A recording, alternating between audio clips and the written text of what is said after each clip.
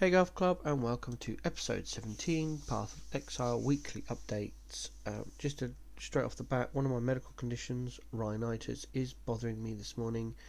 I've got a bit of a sore throat, so I may have to drink a lot of water.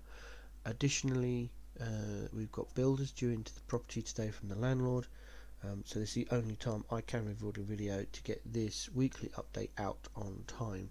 So with those disclaimers out of the way, let's get into it. I did do a bit more of my solo self-found hardcore ventures.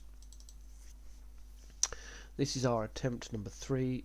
We're going to stay with the RF jug build. It is just so defensive and easy to get gear for in an SSF environment. We are trying to hit level 90 and get the 4 Ascendancy Labs done in a solo self-found hardcore setting. How we're doing? Well, our currency is looking pretty good, really. We are now level 37. I did some levels on this character. I'm hoping to do some more. So we are still in our purifying flame setup. Just waiting for a few more levels, and then we'll go into lab and transition into our righteous fire setup. We've got some gear sat around waiting for the RF transition.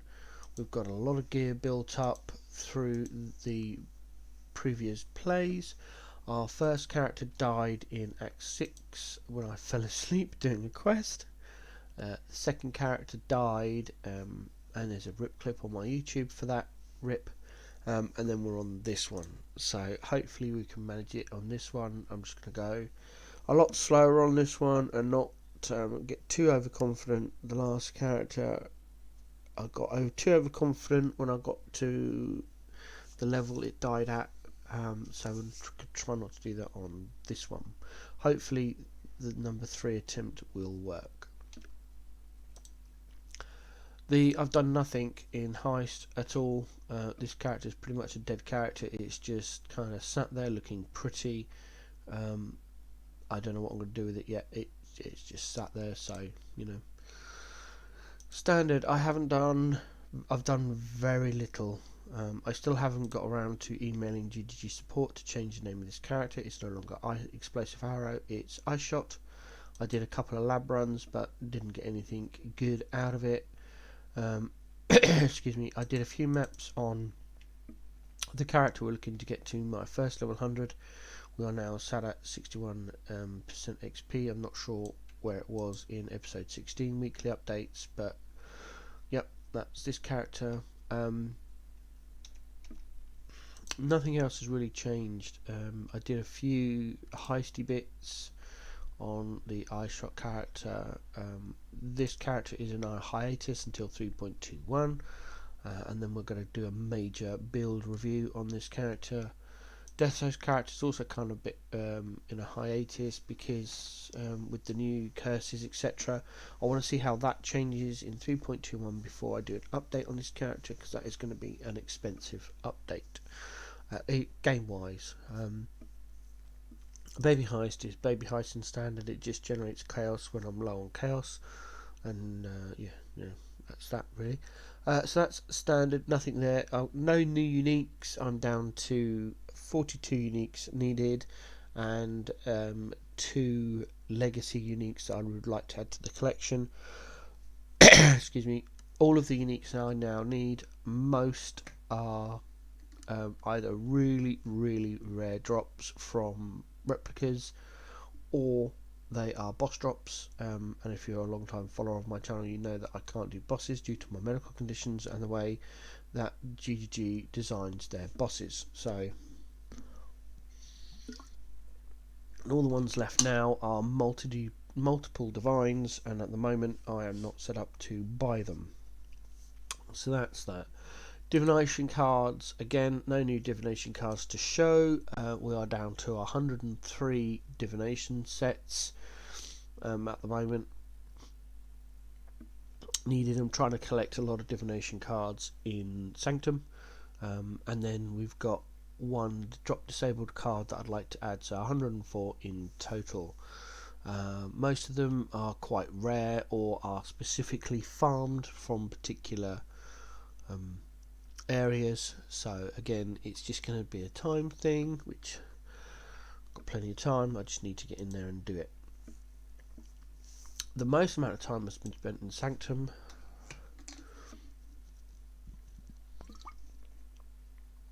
This is why I put the disclaimer about drinking water at the beginning. Most of the time has been spent on Sanctum between these two Blade Vortex characters. Let's have a look at the Scion. This ended up being a test build, and I would like to say as one of the first builds I've kind of done myself, it is going great. We are in a currency sink stuck hole again, purely because of the bad decisions I made at the beginning of Sanctum. As in, we have no currency now. We are really, really low. Chaos, no divines, and jewelers and chromes. That's the 4 things we are stuck on. We have this scepter, which is okay. It's not particularly great. It needs an upgrade. This will be, because of the enchant on this, this will be our helm now until we get a really nice rare helm. We are going to be stacking armor, so it needs to be an armor base.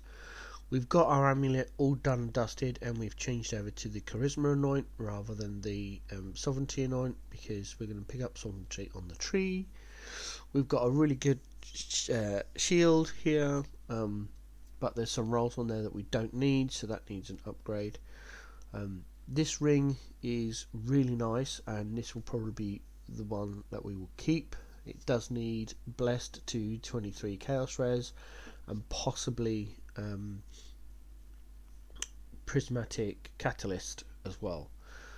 This one needs to be replaced. It needs a curse on there, curse on hit, but again, that's a currency thing. I need more currency to buy it from trade because I'm not delving this league. Although these are really good gloves, it's got the wrong craft on there, it's got the wrong gem set up in there, and it's on the wrong base. We're not stacking evasion, even though we've got the Carcass Jack, which is an evasion thing. It was the cheapest 5 link to buy at the time, and it did really well through the levels. However, now we need to get rid of this and change it out for a lore weave, so we're going to be doing that. But again, currency. This belt is okay for what it was at the time when we got it, but again, it needs to be upgraded to a Stygian. These boots are really good, but the movement speed is only 25%. Ideally, we want 30. It's going to be a tough time replacing these boots because the enchant on there, the res is really nice, and it's got an okay-ish life. But again, they need to be think. This character has been in pretty much a hiatus until we can get some currency running. As for the passive tree, we're in a bit of a limbo. We're in the middle of our transfer from a 1 cluster setup to a double cluster setup. I started doing it and then realised I was out of currency, so I'm just throwing passive points in places for what's called future proofing. So no more read specs are needed. We just need to get the items. So this will be a rare jewel. This hopefully will be a Watcher's Eye. These passive points here, this big cluster here, is going to go into cluster jewels. We just need currency to buy the cluster jewels. We're missing 2 mediums, 1 large, and then 1 small. And then that'll be that, and it's just levels. We need to be level 95 for this character to really kick off, and at that point I'll know if the idea works or it's just a wasted time. But we won't know until we hit level 95 and get the cluster jewels and then the rare jewel and hopefully a Watcher's Eye, and then the final touch would be getting a timeless jewel there. So this one is just stuck on currency, which is why I am running or aiming to run a baby heist raider Blade Vortex character, which is coming along really nicely, a lot better than I thought it would. And this character is the reason why we have no chaos. We got up to about 75 chaos. The Scion BV character ran all the level 67 heist we had and all the other high level heist we had here. I died on an eye level 75 contract on the Scion, because we're in this transition phase on the Scion. We don't have a lot of defences yet, so I was running a lockpicking eye level 75 heist. Cast opened the door and I got one shot by a couple of packs of mobs with 2 rares. One rare had precision aura and the other one had extra fizz, and it was literally the door opened and I was dead. There was nothing I could have done to prevent that other than having the build, invested in currency, and running at full steam. Currency, whatever. Right. So on this character, we've brought these 2 scepters, which are our endgame scepters on this character. We are limited to level 59 items, because it's going to be baby heist. The reason I'm doing baby heist is because it limits the number of what's contained in the large chests, and I just need currency. That's all I'm interested in farming. The higher eye level heists you get, yes, it's got more chance of dropping currency. However, you then starting to mix match what the chests contain, and it actually dilutes the chance of getting what I want. So we've got our Emgen's scepter here, which we brought from trade. This houses our Grace, Herald of Ice, and Purity of Elements auras. We've got our endgame Rat's Nest, which is a perfectly rolled Rat's Nest stat wise, and it's a 322 out of 325 evasion. We've got this is why we have no chromes. This has got 3 blue on the evasion. It was the best one to go for, really. So this holds our Vortex, Unbound Elements, Bone Chill, and Cold Strike. The other scepter, which we brought from trade, houses our Frostblink life tap support with our Defiance banner. Our Queen of the Forest is on a 4 link at the moment. We brought quite a nice one. It would have been better if I could have got invested in this a little bit more and got a higher fire resist, but currency stuck. So this holds our BV, which is currently our Vile Blade Vortex, increased area of effect, Unleash, and Inspiration. Once I get enough jewelers, I need 70, so it's not that far off really. We'll go up to 5 socket and then link it with our fuses, and then add in added cold damage. We'll have a 5 link Queen of the Forest. We've got our endgame Him Sorrows, which I had high strength, great, mid-range cold res, awesome. The evasion is a little bit low really, but again, we can invest in a better pair at later on if I so wish. This holds our phase 1 setup with efficacy, life tap, and increased duration. We're currently running around with Anomic's Storm, which we've got enchanted. These are great for if you're running Purity of Elements. These are absolutely amazing because you get a 40% movement speed if you're on a full energy shield, which means when you're just running around in town or running between packs, you are moving at a stonky speed. Excuse me. These are my favourite pair of boots to level with. You get a little bit of cold res, you get 20% movement speed. I know 7 League Steps gives you more movement speed. It gives you like 50%, but it gives you no stats. And Wanderlust give the Cannot Be Frozen, but if you're running Purity of Elements, you don't. Wanderlust's main feature is lost. So these are really good, in my opinion. Onto our amulet. We brought this amulet because we needed the strength. It was the cheapest amulet to buy that had the strength requirement we needed. It has got a little bit of spell damage on there.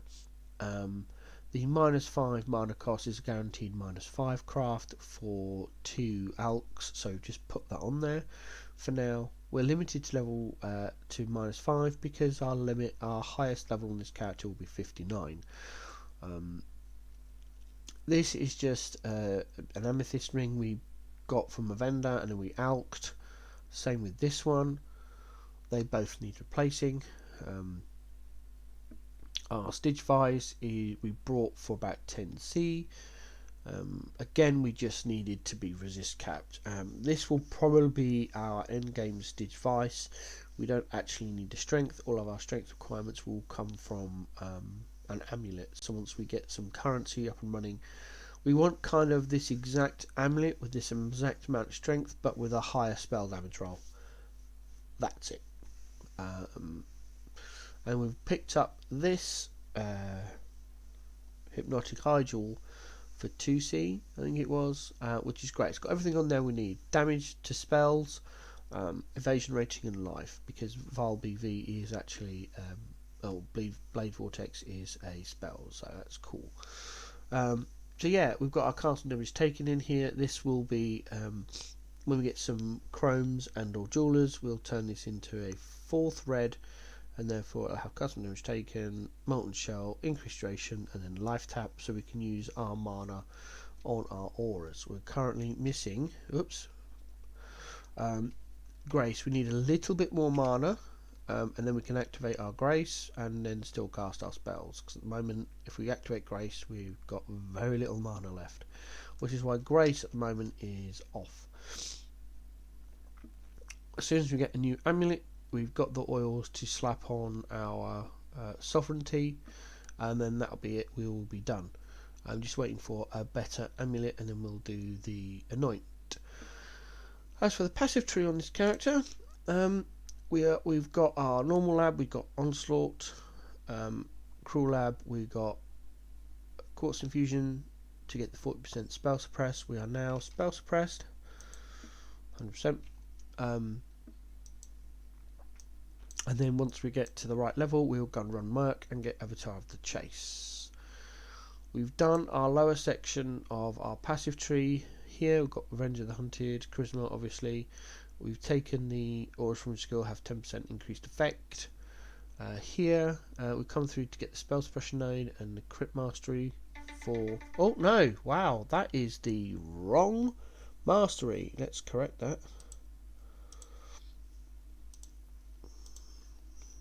Crit chance is increased by chance to spell damage. There we go.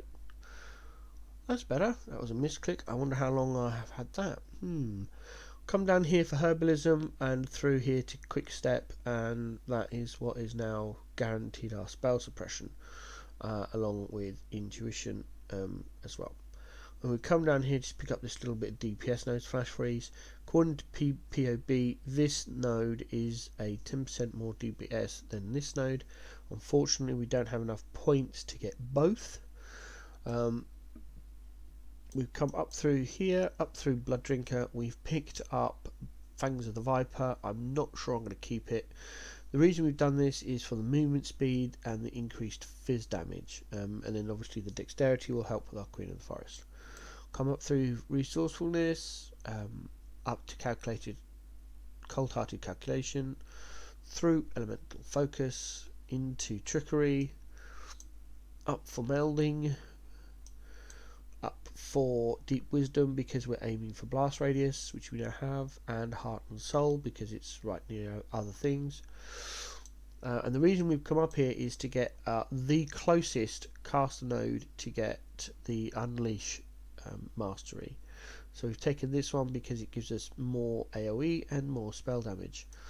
And then we're coming up here to pick up in influence. Drink again.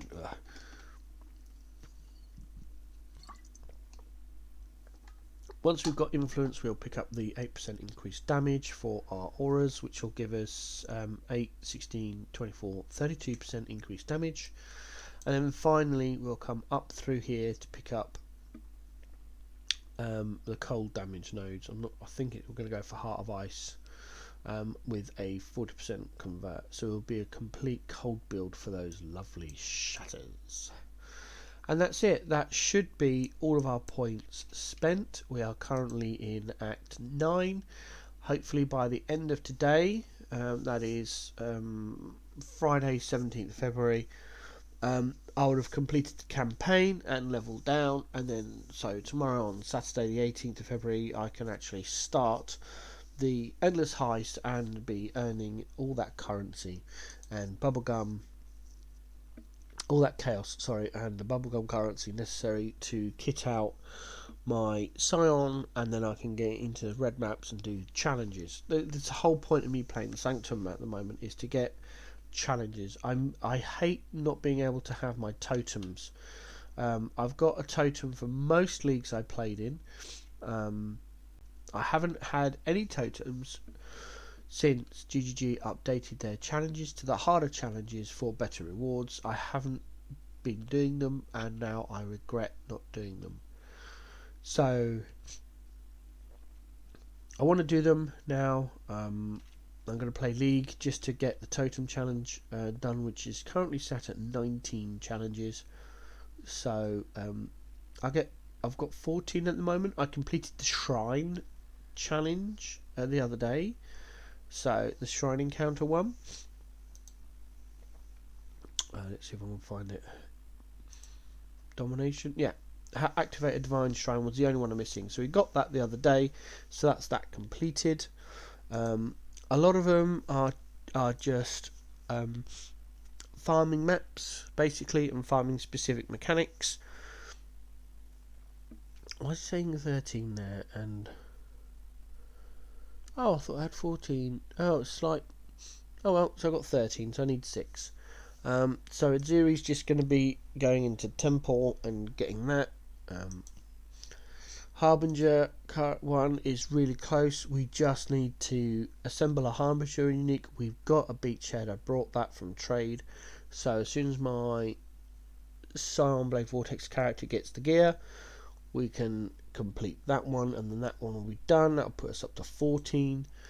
We are farming Call of the Wild, which is the Ironheart Red Beast stuff. Every time we do a map with our Scion Blade Vortex, we are selecting Ironheart missions. So 6 more missions, get all the red beasts done. Once this one is done and this one is done, we will get the Beecraft done. And if we don't find a boss when these 3 are complete, we'll buy a boss from trade, run that, and that's that one done. That's 15. I'm hoping at some point doing all of that as well, we'll possibly kick off some more. And then as soon as we've done that, we'll respec our Atlas and start doing some Jun, because I love Jun. But again, that's going to be into T16 maps, so it's going to need currency to do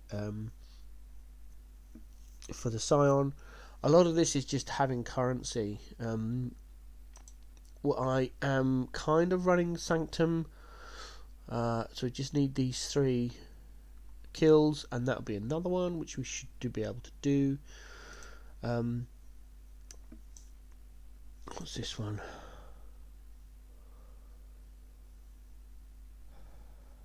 So this is going to be paying for carries, basically.